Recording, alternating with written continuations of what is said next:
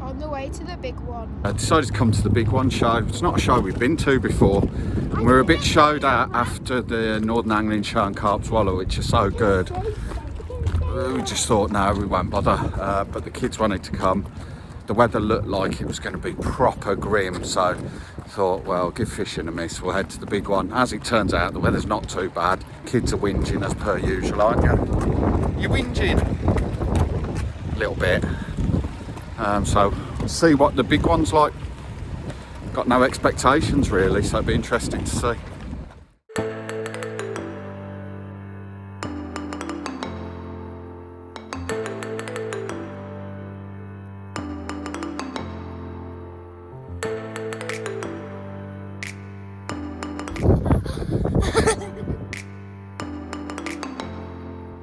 You're a bit tired, Milo, already? No, you're just being lazy. It's cold. Cold? We're keeping each other warm, sharing the body heat. It's not that cold. It's not like this. It's warm.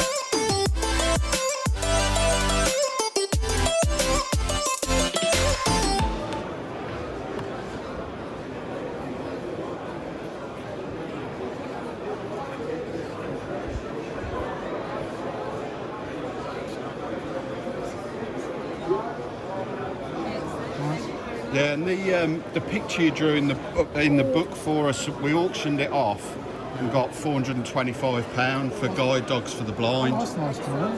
So it was well worth it. That was Cosmo's. Nice. It's a really nice souvenir. It's nice to see. Oh, there we go. That's it. Yeah.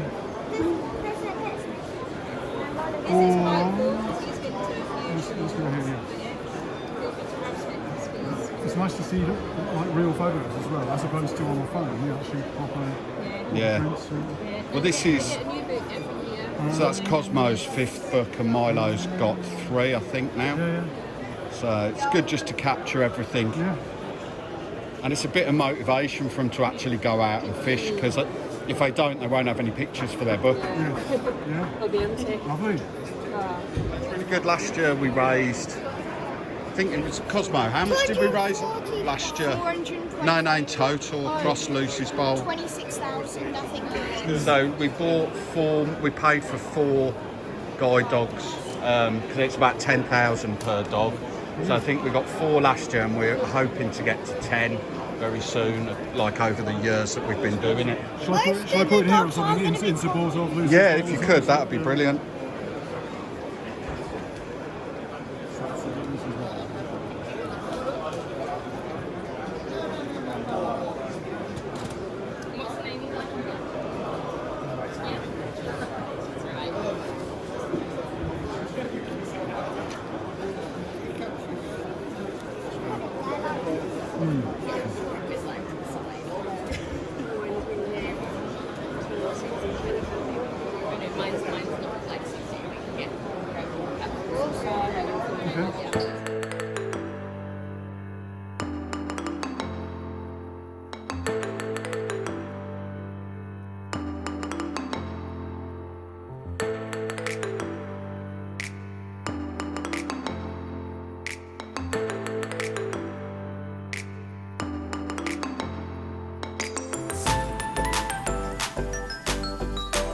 That's the business for the float rod.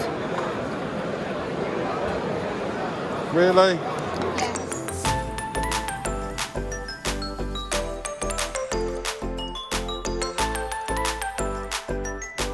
I tell you what, let's have a bit of time and look at that fish.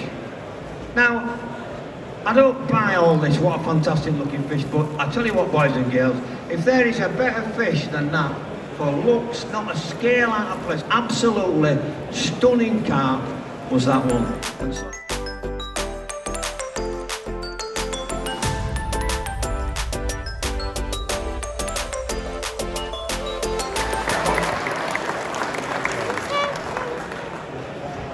hi everybody, hope you can hear me all right. I'm just going to talk today, and I'm going to bring Rob in where I can. I'm just going to talk to you mainly about ground bait and how we can use it in feeder fishing to change the way that the fish react. Okay, and this is something that I think we've all been guilty of in the past, and we've not understood how bait works. Okay, how it affects the fish and how they feed. And that is a critical part of how we go fishing. Now, different elements of fishing use different elements of bait. For example, in the carp world, they're fantastic for using large amounts of bait, using flavours and additives to their advantage. In competition fishing, or where you're fishing and there's lots of people near you, it's how your bait works that actually dictates what you catch.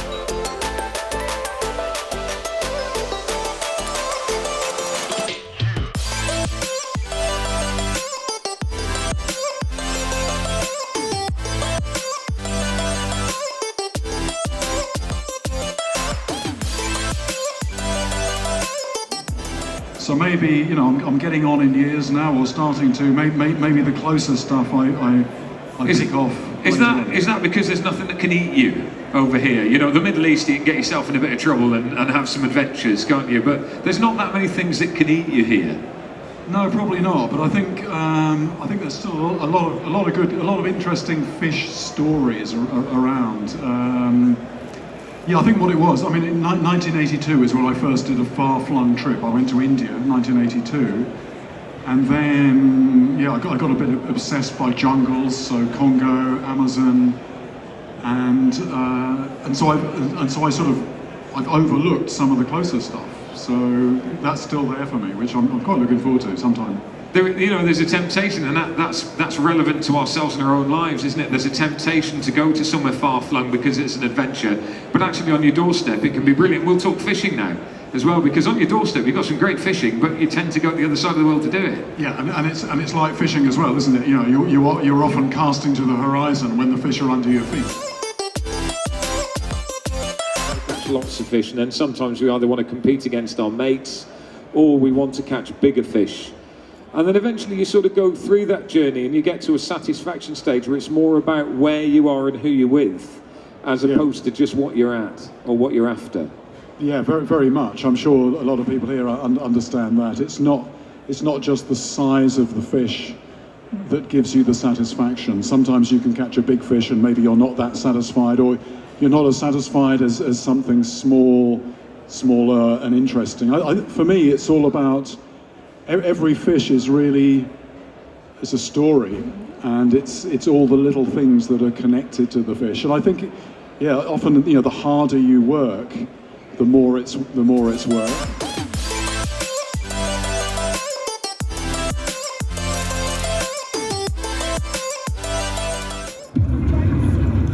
An incredible underwater discovery in the Arctic. Tell us what happened to the ill-fated Franklin expedition. You feel like somebody or something is over your shoulder. Who knows what we're going to find inside? What is the secret behind the mystery craft speeding towards the US coast? And is there a new killer lurking in the depths? It's not something that you can hear, it's not something that you can see, it's not something that you can smell. Just like, oh my God, I'm not getting in the water. The underwater realm is another dimension. It's a physically hostile place where dreams of promise can sink into darkness. I'm Jeremy Wade. I'm searching the world to bring you the most iconic and baffling underwater mysteries known to science. Shipwrecks can't just disappear. Or can they? It's a dangerous, unexplored frontier that swallows evidence. We know more about the face of Mars than we do our deepest oceans. Where unknown is normal and understanding is rare.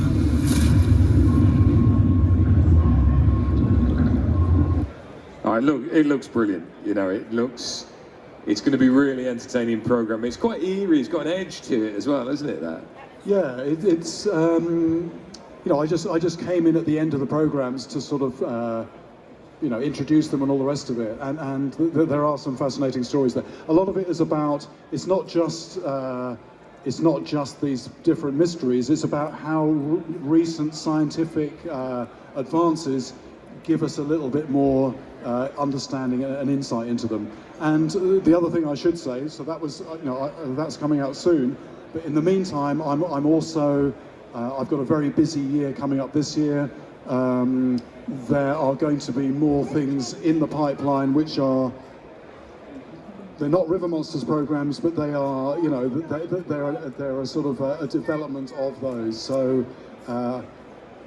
they will probably be appearing from sort of next year, I think. But there's more in the pipeline. Those of you who need your fix, that's going to be on its way in the future. A country like the UK, where we're quite a small country, there's quite a high density of people, there's not a lot of water, and water is a resource that you know, industry is after the water, agriculture is after it, and you know, and unless you keep on top of people, you know, rivers are very handy drains. You know, they're very good for sort of dumping waste and rubbish in. You know, it's a case of anglers having a strong voice and, you know, not just protecting things for us, but, you know, working on behalf of those fish.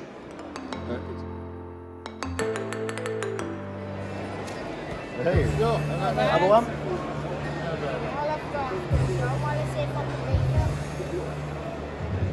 He's changing his technique. It works for him. But you're going for Boris then? Got it or not? No. There's a trick to it, Milo. Yeah, we've not got Boris. Oh no. Would we do that to our Prime Minister? Yes. Yes. It was Theresa May last year. Hold on. Yeah, I think you got it, yeah. One hand. Oh. That's it. You do it with one hand. That's it. If you grip like that, now you can do it properly. Right, now take it away from your belly. You can aim, look, ready? When you let go of your thumb. So, hey. That's it. Your Scottish relatives are going to love this. Get her again.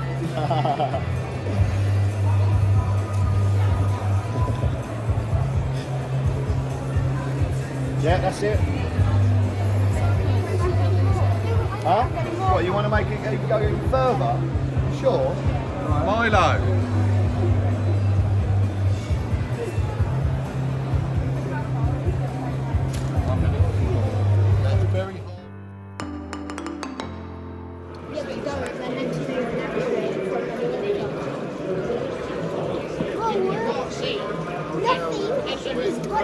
What's quite interesting? Oh, Cosmo, it's making a path. Oh yeah, look, it's making a path. You know what I think is really interesting if you look, right? So if you think the whole gore's going to slope down that way, if you watch it, it looks like the water's actually almost going back up again. See what I mean? Oh yeah. It is. Look. It looks like it's going back up and it's gone down. It's gone up there and then down. That's right there.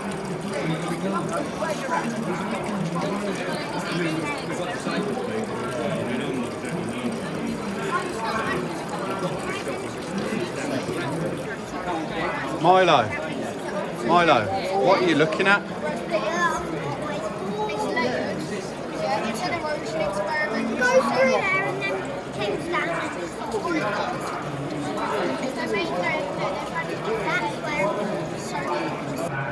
Will it collapse? Oh, it's going. Yep, it just did. That little bit there that we need to collapse. All the other ones it's little. Look at all these little rooms there that it's made of. I want one of one of these could like get rid of your phone at the iPad. Yeah. But if you look, do you remember how it was all bombing down there really fast? Because it was dumping all the silty bit in the middle, it's now blocked up and it's having to go around the sides. Yeah, and then this bit's so now making its own path. And this That is bit about there to looks join. like it's about to go. Oh, look, cool, because that's coming down there. These bits underneath are thinner and smaller, whereas the bits on the top are thicker. Look, if you get in the shadow.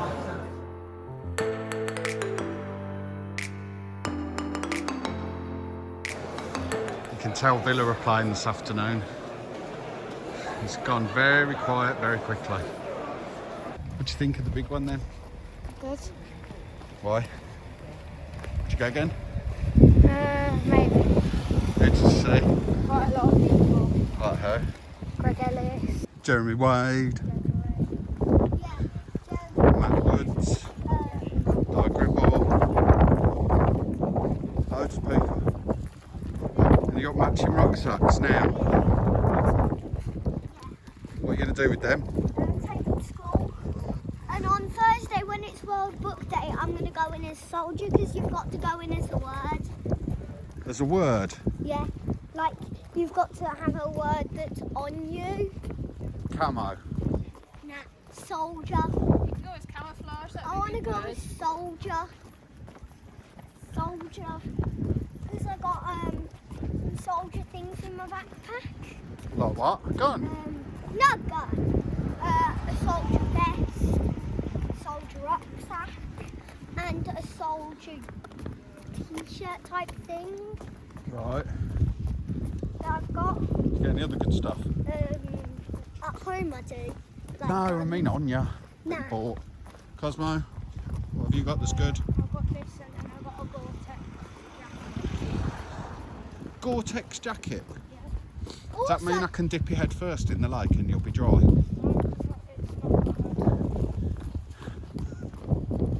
It's not waterproof like that. Got some stickers as well for your carpet bucket. And a ton of stickers for free and a carpet bucket. That's at home. We're gonna have to have a carpet bucket Yeah. session. Yeah. Got loads of stickers for carpet buckets, Yeah, haven't we we? do. Yeah. I got tons. Take your kids fishing and make it fun. Peace.